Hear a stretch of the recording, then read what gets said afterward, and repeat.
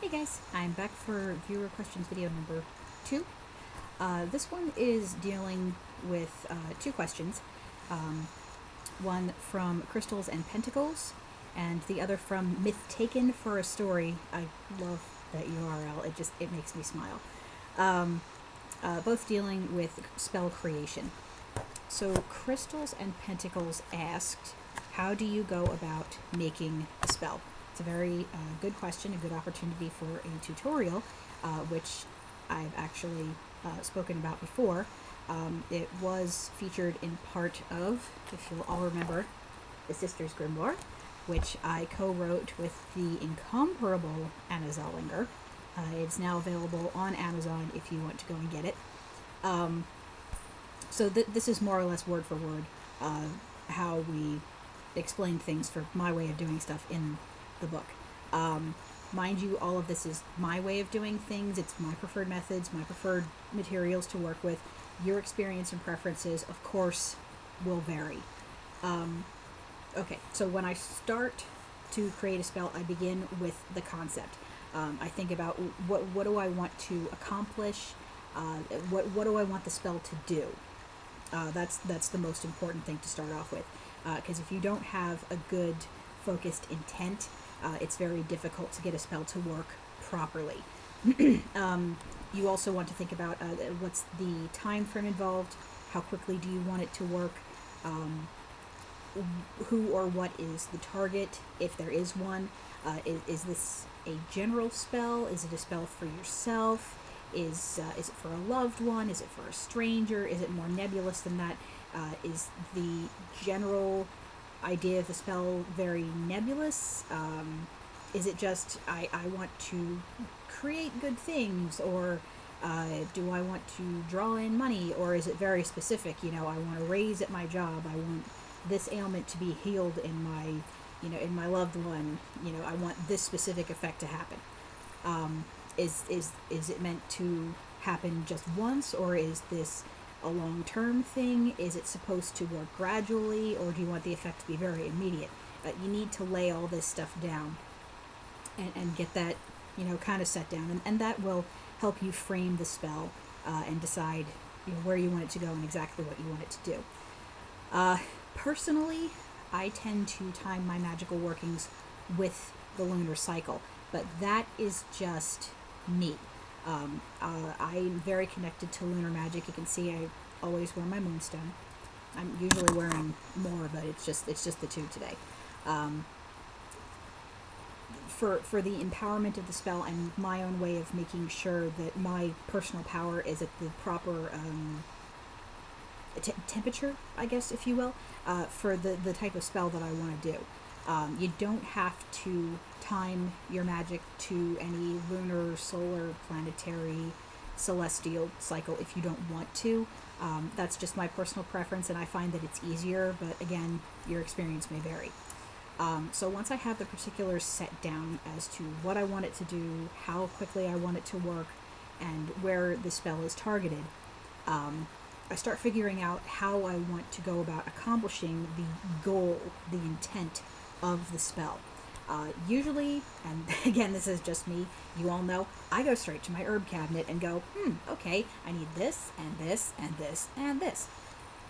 And usually that's how I get started. I put together a powder or a jar or a charm bag of some sort, and just throw in the herbs that I need, shake it up, and go. That's just my way of doing things, because my witchcraft is very intuitive and very simple. I don't really do a whole lot of big rituals. I don't do things that require a lot of elaborate setup. I don't do things that require a whole lot of chanting. It's kind of low spoons witchery, if you will.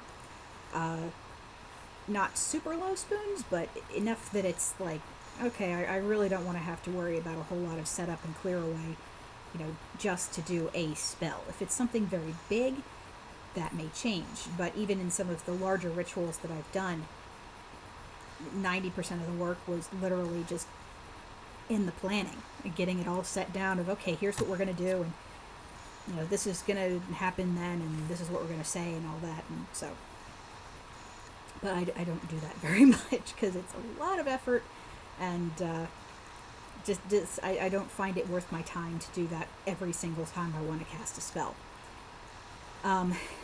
Besides herbs, I also employ a lot of candles, mostly black or white, as I've discussed with color magic before. Additives like pickle juice, vinegar, lime and lemon juice, depending on what the spell is for, or sometimes just the herbs themselves. Most of my spells do include some sort of incantation. It's usually very simple. I like to structure it in rhyming couplets. For those who are into poetry, A, A, B, B, C, C. That's just how I like to do things. It's, of course, not a requirement. Rhyming's not a requirement. Incantations aren't a requirement. It's just how I get things done. I tend to keep them pretty short. One or two have run kind of long, but I don't really do epic poetry with my spells. I have written one spell that had a very, very long, very involved incantation, but it was for a very specific effect. Those of you who have heard me talk about egregores, and a friend of mine who had one attached to her, it was for that, and it was literally a 2-page incantation, because I really wanted to make sure that the effect that we were going for, it took 4 of us, the effect we were going for was very specific, that I closed all the loopholes. It's like, okay, no, you can't stay with this person, but you can't stick to her family, you can't stick to her friends, you can't stick to her home or her car or anywhere that she goes. You GTFO and stay out. But usually if it's a much simpler sort of spell, the incantation is simpler as well. It kind of follows. So once I have all this in place, I sit down and perform the actual casting itself. If the spell creation was for immediate use, I sit down and do it right away. Some things I have created and written down and just kind of squirreled away for a rainy day. A lot of that happened when I was writing my portion of the Sisters' Grimoire, and I probably have, I probably have several dozen spells in my repertoire that I have written, and the theory of them is good, but I have never cast them. And that includes some of the curses that I have that I've written. It's just, okay, I feel the need to get this down in the moment and write it, and I feel better for having written it, but I never actually cast it. And for other things, it's just, this is a really good idea for a spell. I'm going to write it down and get it all put together, and someday I'll test it and cast it. I did test a number of the spells that went into the Sisters' Grimoire. In particular, Straw into Gold, I can tell you, works pretty well. That was one of the first ones that I wrote for the book, and it was my original intent to test every single spell that we wrote for the book. But once we started getting past, the 30 mark, and then 50, and then 70, it was like, okay, testing all of these is just not practical. I'm going to leave that to the readers. I know that Anna tested some of hers and they worked okay, but yeah, it was just physically impossible with real life to physically test every one of those. But the ones I did test worked pretty well. Anyway, so getting back to the topic at hand. Like I said, the vast majority of spells I've written have been for use by other people, meant as advice for, I can't find a spell to do this specific thing, can you help me with that? And I go, oh, okay, here's something that might work. Or they're for my own archives for future use, hence the dozens and dozens of spells that I have that I've never tried. I think eventually I will try most of them, and if not, they're just fun to look at and say, hey, I wrote a whole bunch of stuff.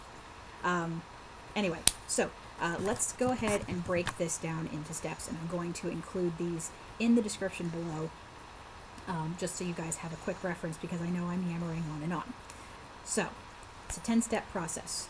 1, you determine the intent or the goal of your spell. Focused intent is key. 2, determine how you want the intent or the goal to be accomplished. 3, determine what or whom the spell is going to affect, where it's going. 4, determine how long the spell is meant to work. Is it immediate or is it gradual? Is it meant to work once or is it meant to work long term? Determine the timing of the spell, if applicable. Are you going to use the lunar cycle, solar cycle, whatever? If not, you don't have to. Determine what materials, if any, will be used to create a physical representation of the spell.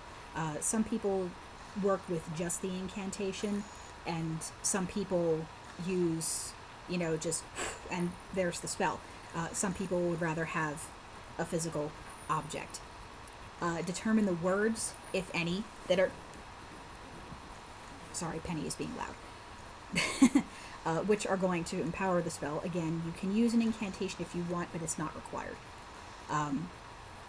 8, prepare the materials for casting the spell. Get everything ready and get set, because there is nothing more annoying than getting halfway into your casting and realizing, oh crap, I forgot the green candle, or the pickle juice, or the sage, or the matches. Oh god, never forget the matches. 9, you have everything in place, you perform the casting itself. Remember, if you're doing any baneful magic, to cleanse yourself afterward as quickly as possible, just to keep any bleh stuff from sticking to you. And yes, that is a technical term. Bleh stuff. Oogies, yuckies, magical sludge. Step 10, record the particulars of your spell for future reference and to determine how well the spell has worked later. I find that it's very useful to put a date and say, okay, I cast this thing on yada yada, and by, 2 weeks later, hey, I've seen a definitive result. I actually did that with something that I wrote in my witch book ages ago, and I looked back at it several months later and went, that worked rather better than I thought it was going to. So yes, again, this is a basic outline. It has worked for my personal castings in the past. Your methods and preferences and way of getting things done are, of course, going to be a little bit different. They're going to be better suited to how you choose to get things done. And just remember, there is no one correct way of being a witch, and there is no one correct way of casting a spell. That's just a basic outline of things that you may want to take into consideration when you do your own casting. Okay. The second question, and it's going to have to be a quick one because I'm coming up on that 15-minute mark. Penny, stop it! Oh my goodness, she's being noisy. MythTakenForAStory asks, have you ever run into such trouble writing a spell that it was better to scrap everything and start over completely different? Oh my god, yes. When I was writing the Sisters Grimoire, I scrapped probably half a dozen things and just started the hell over. In particular, I can remember Just Desserts, Neath the Lime Tree's Shade, The Bird's Warning, and The Three Ravens. They gave me such a headache, and I literally just scrapped all of them and started completely over with a different angle, if you will, an angle of approach, just to get them done, because the original way that I had wanted to accomplish them was not working.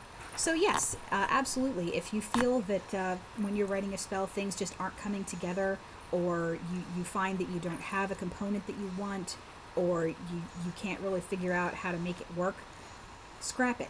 Scrap it, start from scratch, start with that concept, and begin again. So yes, that's viewer questions video number 2, and I'll see you guys back in a little bit for viewer questions video number 3.